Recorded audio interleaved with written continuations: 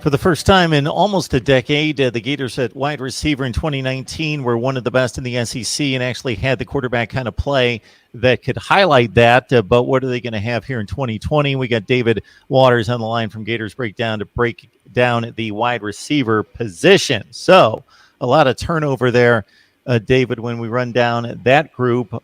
So what are you looking like this rotation is going to look like here in this fall?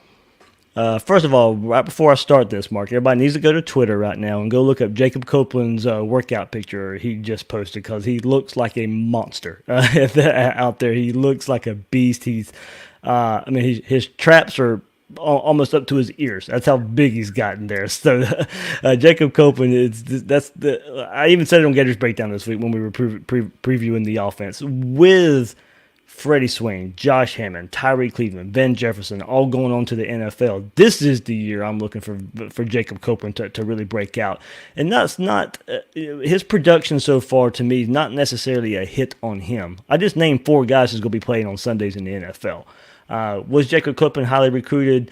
Maybe we'd like to see some more production from him so far. Absolutely. But those 4 guys are going to be playing on Sundays in the NFL. So no shame in not getting so much playing time over those guys. Those guys were so good. We saw it last year. So Jacob Copeland, this is the year I'm really looking at this year. If him being that big-time breakout wide receiver, maybe even using that Percy Harvin role a little bit, taking some handoffs in the backfield. Because, as I said, he's a big body. He can take the hits. He can take the hits over and over again. He's a big body target. He can go up and be physical and go catch a pass as well. So Jacob Copeland's that receiver I'm really expecting a big year from. Kadarius Toney comes back this year as the all-electric playmaker. Everybody remembers scoring the first touchdown of the season versus Miami last year with a screen gadget play. He just takes all the way. Of course, Devon Grimes decided to come back this year as well.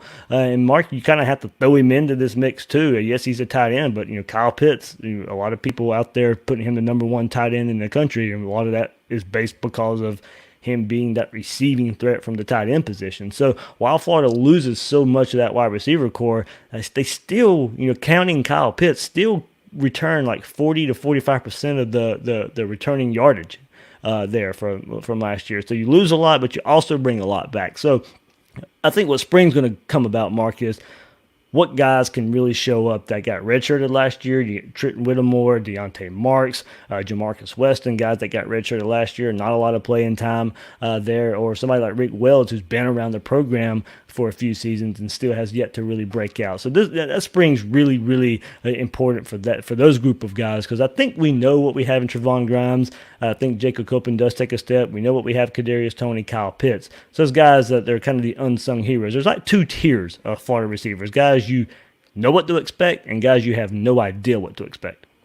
So when Grimes came into the program, I believe that he was expected to be a big-time player. He caught 33 last year and 3 touchdowns. But you're thinking Copeland's more of the number 1 type receiver.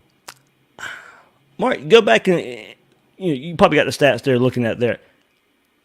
I don't know if there's really a true number 1. Van Jefferson was, I guess you could say, the number 1 last year, but Kyle Pitts, Van Jefferson off 1A, 1B.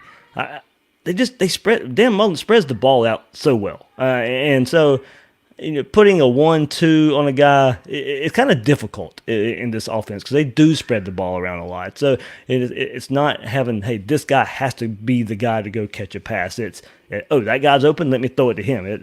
That's about how it works in the last couple seasons under Dan Mullen. Van Jefferson, if you wanted to label a number 1, he was the number 1. But, Devon Grimes, Jacob Copeland, I'd put those guys on about an even level right now.